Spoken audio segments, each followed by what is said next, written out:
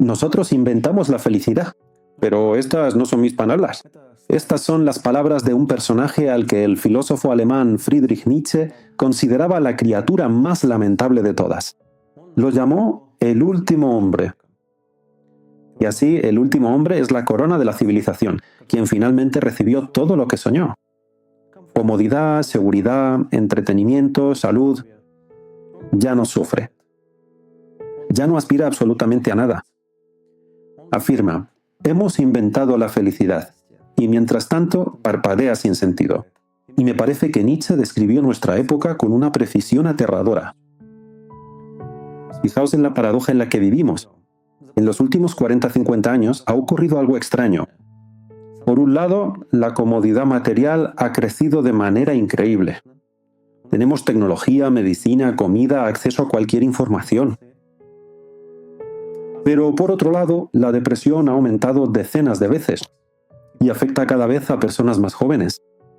Vivimos con más comodidad que cualquier generación en la historia y, sin embargo, somos más infelices que nunca. Y sospecho que si ahora mismo estás viendo este vídeo sientes algo parecido. Haces todo bien, vas al trabajo, construyes relaciones, quizá incluso meditas por las mañanas. Seguro que lees los libros adecuados, escuchas los podcasts correctos, pero te sorprendes pensando, lo hago todo como se debe. ¿Por qué no mejora nada? O peor aún, puedes llegar a pensar, ¿será que hay algo mal en mí? Pero tú estás bien. El problema no eres tú.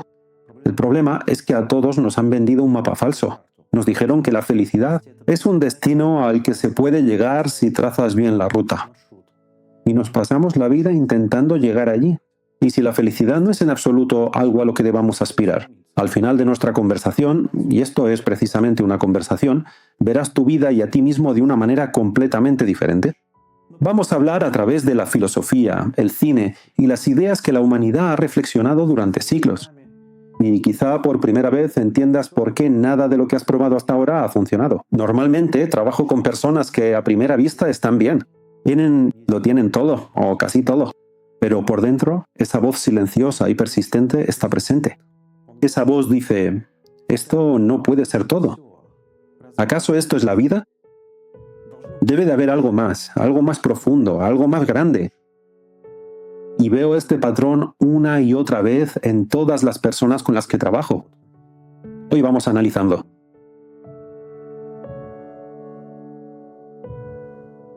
Vamos a empezar con una pregunta sincera. ¿A qué le rendís culto realmente? Y no me refiero a la religión, me refiero a aquello en torno a lo cual gira vuestra vida.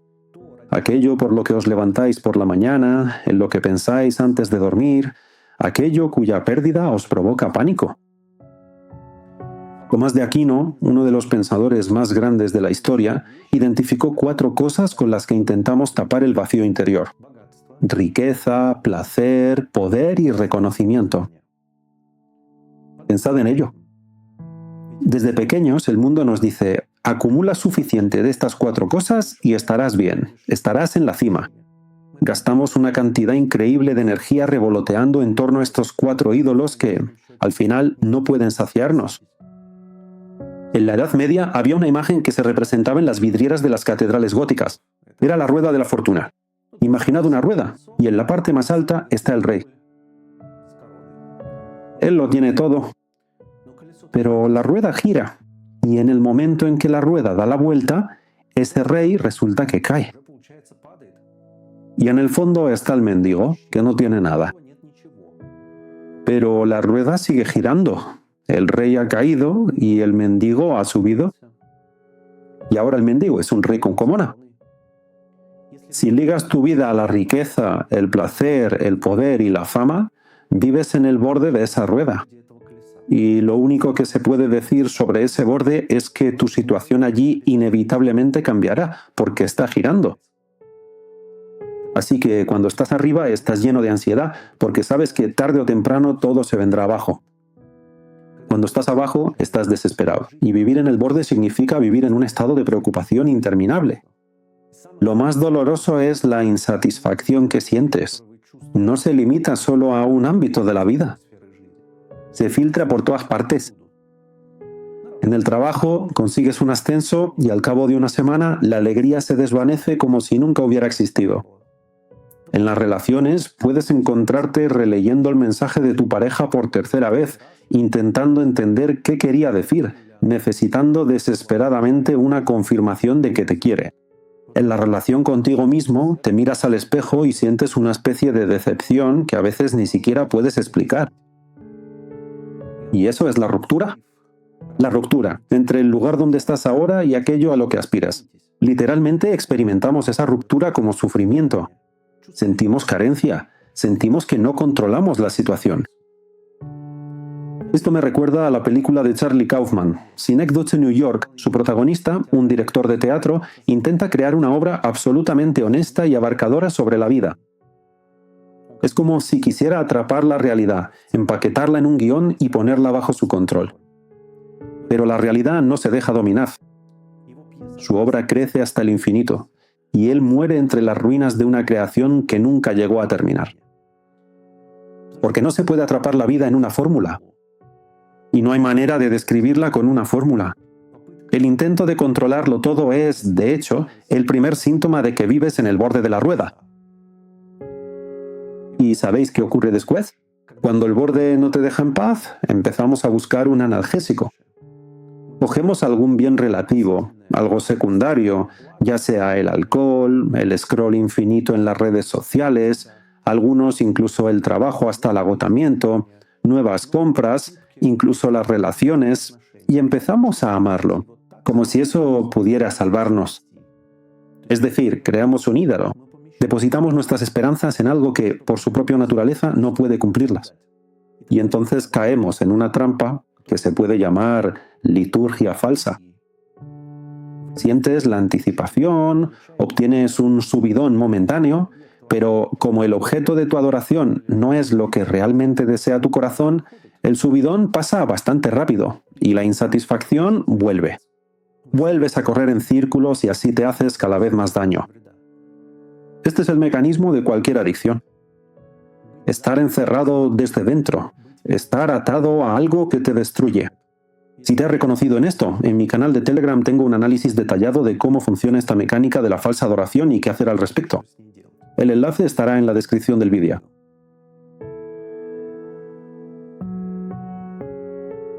Y ahora vamos a hacer un salto mental.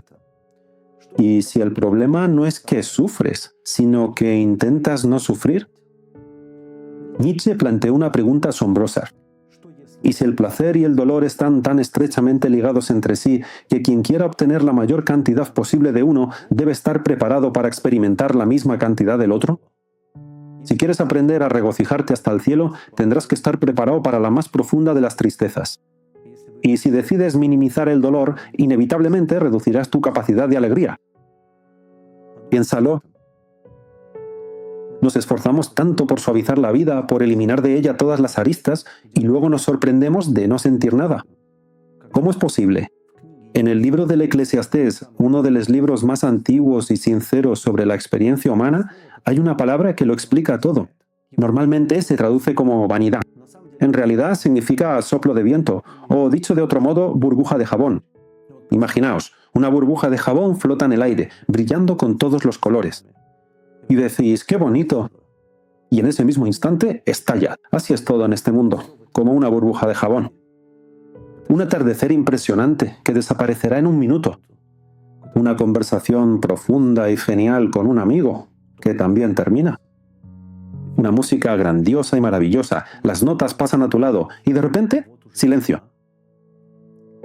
Y nuestro problema no es en realidad que todo sea así, por supuesto. Nuestro problema es que intentamos desesperadamente aferrarnos a ello. Agarramos la burbuja de jabón y explota en nuestras manos. ¿Sabéis? Hay una imagen que me gusta mucho. Imaginad una pequeña pelusa de diente de león. Si intentáis cogerla bruscamente, vuestro propio movimiento hará que la pelusa se aleje. Solo se posará en vuestra mano si le permitís descender suavemente sobre vuestra palma. Me parece que ese es el secreto.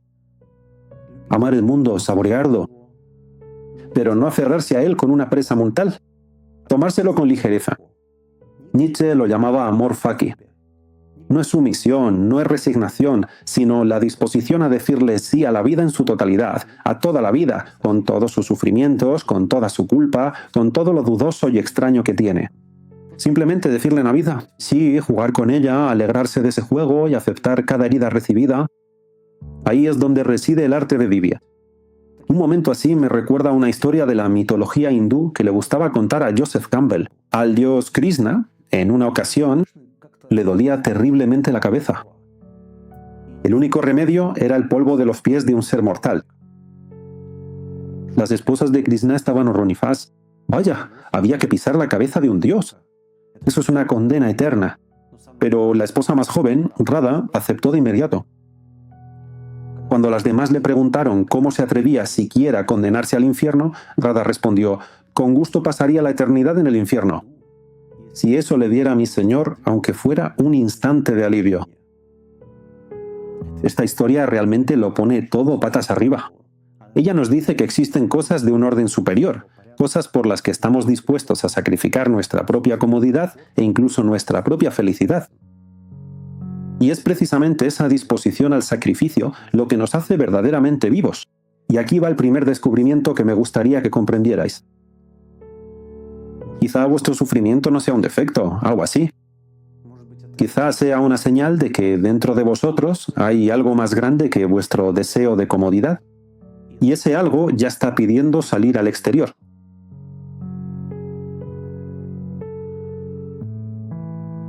Así que, si la felicidad es una meta falsa y el dolor es una parte inevitable de una vida plena, ¿qué hacer entonces? Y normalmente, en este punto, la gente se aferra a una de dos soluciones. La primera es el estoicismo. Hoy en día, el estoicismo es increíblemente popular. Las redes sociales están llenas de citas de Marco Aurelio, cursos sobre fortaleza mental y llamamientos a controlar solo aquello que puedes controlar. Y en esto hay una pizca de sentido común. Pero, por ejemplo, Nietzsche llamaba al estoicismo la moral de la pastilla de freno. Es una herramienta que funciona a través de la represión. Los estoicos eran coherentes, porque para sentir menos dolor también procuraban experimentar menos alegría. Pero, en esencia, es la misma trampa del último hombre, solo que envuelta en un bonito envoltorio filosófico. La segunda solución popular es la huida. Algunas enseñanzas orientales y movimientos New Age nos dicen, el mundo es una ilusión, maya. Dejadlo todo, disolved el ego y el sufrimiento desaparecerá. Y es un concepto muy tentador.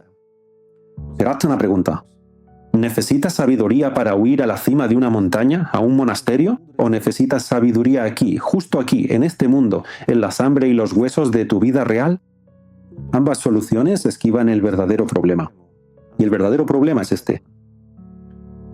San Agustín dio quizá la descripción más precisa de lo que nos ocurre. Dos palabras en latín. Incurvatus in se, encerrados en nosotros mismos. Por nuestro egoísmo, nuestra alma se repliega hacia adentro y nuestro yo se vuelve como un agujero negro. Absorbe todo el mundo, a las personas, los acontecimientos, incluso el amor. Lo absorbe todo hacia ese espacio estrecho y reducido de nuestra obsesión por nosotros mismos. Miramos todo a través del prisma de una sola pregunta. ¿Y esto qué beneficio me aporta a mí? Y aquí está la paradoja. Cuanto más encerrados estamos en nosotros mismos, más sufrimos. Y esto lo confirma la psicología moderna. La excesiva concentración en uno mismo y la melancolía, en esencia, son lo mismo. Pensad en los mejores momentos de vuestra vida. Son esos momentos en los que menos os dabais cuenta de vosotros mismos, cuando estabais absorbidos por algo, un proyecto, la belleza, una conversación, el amor, lo que sea. Erais felices precisamente porque lograsteis escapar de esa trampa gravitacional de vuestro ego. Aquí va una idea clave, y quiero que la recordéis. El sufrimiento es una señal de que estáis mirando en la dirección equivocada, no hacia afuera, al mundo, hacia arriba, hacia algo más grande que vosotros, sino que miráis hacia adentro, al espacio cerrado de vuestro propio yo. Y a menudo me viene a la cabeza la película de Denis Villeneuve, La Yeleva. Su protagonista, la lingüista Louise, recibe el don de ver su propio futuro, y lo descubre todo. Descubre que se enamorará, que tendrá una hija, que su hija enfermará de una enfermedad incurable, y que morirá joven, que su matrimonio se romperá bajo el peso de ese dolor. Ella ve todo el sufrimiento que le espera por delante. Y al parecer, su elección racional, sabiendo que le espera un futuro tan duro, sería dar un paso atrás, renunciar a conocer a esa persona, rechazar esa relación para que no conduzca en cadena a su sufrimiento futuro, es decir, salvarse del sufrimiento. Pero Luis hace lo contrario. Deja de permitir que el miedo dirija su vida. Ella mira de frente a la pena futura y aún así dice sí. Sabiendo cómo terminará todo, elige vivir y acoger cada instante. Así que Luis es la antítesis de la última persona. Ella elige la incomunidad. Elige la plenitud de la vida con todos sus matices y colores. Y aquí está la pregunta que esta película nos plantea a cada uno de nosotros. Si supieras todo lo que te espera, ¿volverías a elegir la vida?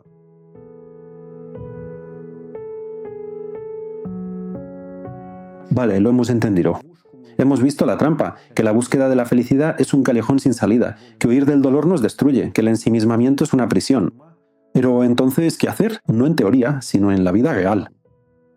No puedo darte ahora mismo una lista de control de 50 pasos.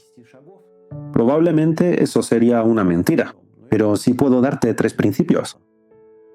3 principios que cambian por completo la perspectiva desde la que miras el mundo y a ti mismo. Y el primer principio es, dirige tu atención más allá de ti mismo.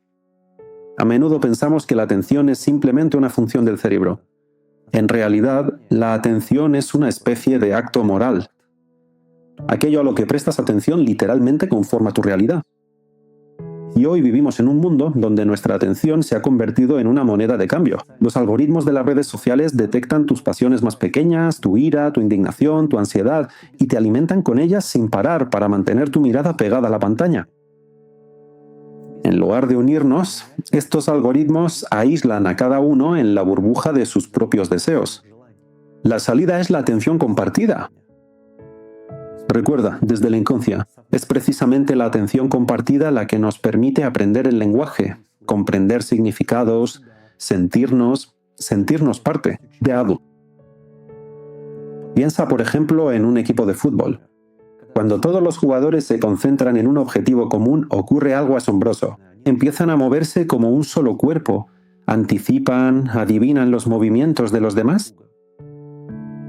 Y en ese momento no les une el contrato que firmaron con el club de fútbol, sino el foco común de atención.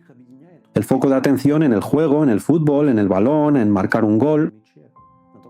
Aquello hacia lo que se dirige el foco de atención es de importancia crítica. Si diriges tu atención hacia lo mezquino, eso por supuesto te unirá con otros durante un tiempo, pero al final te destruirá. Por eso dirige tu atención hacia aquello que es más grande que tú. El segundo principio, da. Hay una idea maravillosa que se puede considerar casi una ley, la entrega. Tu existencia crece exactamente en la medida en que la entregas a los demás. Sin embargo, el mundo dice lo contrario. Llénate a ti mismo, protege lo tuyo, a como muera. Pero la lógica de la vida es diferente. Todo lo que existe en forma de la. Si intentas aferrarte al don con un agarre mortal, lo perderás. ¿Recuerdas la pelusa del diente de Leván? Solo se posará en tu mano si no cierras el puño. Por eso, cuando das, recibes más. Das aún más, recibes todavía más. Y ese es el bucle de la gracia. Viktor Frankl, psiquiatra que sobrevivió a los campos de concentración nazis, comprendió esto en lo más profundo de la existencia humana. Él vio que incluso en el infierno al ser humano le queda una libertad. Es la libertad de elegir. ¿Cómo afrontar lo que te sucede? Y su gran fórmula, que tomó prestada de Nietzsche, quien tiene un porqué para vivir, puede soportar casi cualquier cómo. Tener ese porqué, algo que sea más grande que tú y a lo que sirves, hace que tu alma sea antifrágil. Si ahora lo estás pasando mal, empieza por lo pequeño. Un pequeño acto de amor, cada día. Escribe una nota a alguien que lo esté pasando mal. Ayuda a un niño con los deberes. Regala una sonrisa a quien te irrita. Aunque no sientas nada, simplemente hazlo. Ese acto te sacará del agujero negro de tu ego. El tercer principio. ¿Encarnado? Puede que este sea el principio más importante. No podrás dominar el arte de vivir viendo vídeos o leyendo libros sobre cómo hacerlo una y otra vez. Tienes que lanzarte a la experiencia directa. Tienes que vivir, probarlo todo por ti mismo. Sufrir, equivocarte, caer, levantarte, alegrarte. Me viene a la mente la película Paterson. Su protagonista es un conductor de autobús. Y cada día desayuna, va al trabajo, escribe poemas, conduce el autobús, pasea al perro, se toma una cerveza en el bar y se acuesta a dormir. No hay ninguna trama dramática, no hay ningún viaje del héroe. Aún así, es una de las películas más profundas que he visto, porque Paterson hace lo que nosotros no hacemos. Es muy atento. Escucha las conversaciones de los pasajeros, se fija en cómo la luz cae sobre el vaso de agua. No le exige a la vida un guión grandioso para sí mismo. Ve el sagrado misterio en lo cotidiano. Eso es el arte de vivir. No es un destello de iluminación, sino una práctica diaria de estar presente en el aquí y en el ahora. Se trata precisamente de la práctica, de cosas concretas que ayudan a materializar, es decir, a actuar. Escribo mis libros, entrenamientos, ríndete y empieza. Allí hay materiales que complementan lo que estamos hablando ahora mismo. El enlace estará en la descripción.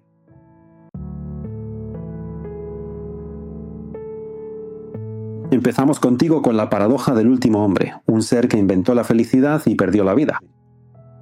Vimos a los 4 falsos dioses, a los que adoramos. Incluso nos dimos cuenta de que el dolor y la alegría son inseparables, como 2 caras de la misma moneda. Vimos que la verdadera prisión es estar encerrado en uno mismo, y hemos trazado contigo un camino. Un camino a través de la atención, a través del don, a través de la encarnación. Pero hay una cosa que une todo esto. Y para hablar de ello, necesito recurrir a una imagen que puede parecerte inesperada. En la tradición cristiana hay uno de los episodios más extraños y poderosos del Antiguo Testamento. Cuando los israelitas atravesaban el desierto, fueron atacados por serpientes venenosas. La gente moría y suplicaba a Dios que los salvara. ¿Y qué hace Dios? Él no elimina las serpientes. Ordena a Moisés que haga una imagen de bronce, una serpiente, que la eleve en un asta, y dice: todo aquel que mire a esa serpiente será sanado. Piénsalo bien, la curación viene a través de la imagen de aquello que mata.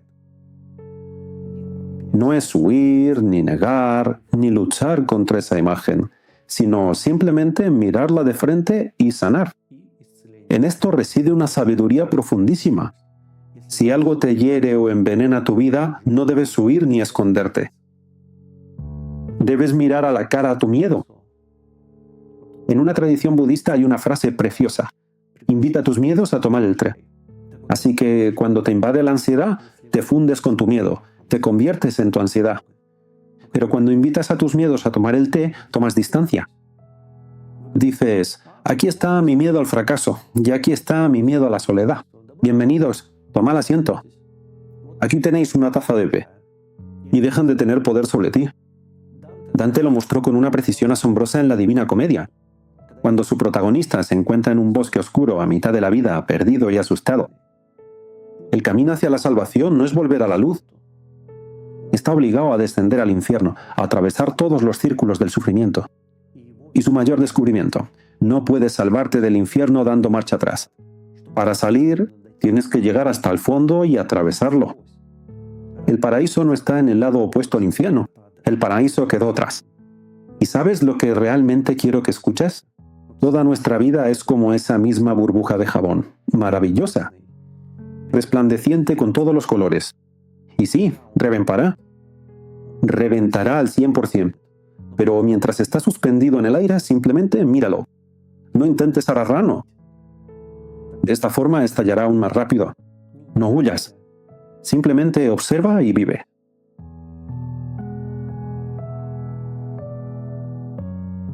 Así que empezamos contigo desde el último ser humano, una criatura que inventó la felicidad y perdió la capacidad de vivir de verdad.